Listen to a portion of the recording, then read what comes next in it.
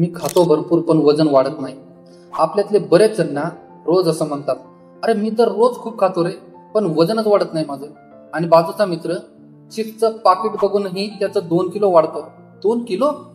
काय अन्याय आहे ना. पण खरी गंमत वेगळीच आहे. समजा 2 लोक एकाच प्लेटमध्ये भात खातात, पण एकाचं शरीर फायटिंग मोड मध्ये असतं, म्हणजे स्ट्रेस, झोपेचा ताण, रोल स्क्रोलिंग आणि झोप कमी. तर दुसऱ्याचं शरीर बिल्डिंग मोड मध्ये असतं, म्हणजे शांत झोप, पूर्ण डायजेशन सेट. दोघांनी खाल्लं तेच, पण शरीराने केलं वेगवेगळं. एका शरीराने एनर्जी जाळली तर दुसऱ्याने एनर्जी साठवली.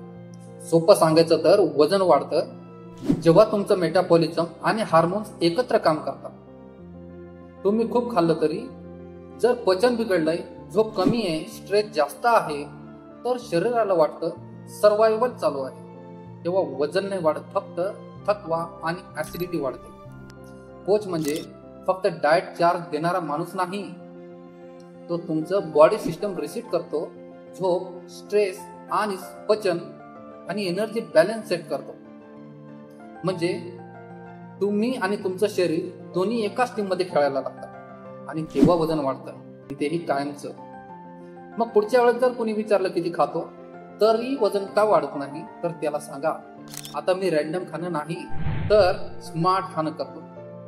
जर तुला पण हे समजून घ्यायचं असेल आणि स्वतःसाठी योग्य प्लॅन हवा असेल तर खाली जस्ट कमेंट कर, मी तुला सगळी डिटेल्स मध्ये सांगतो.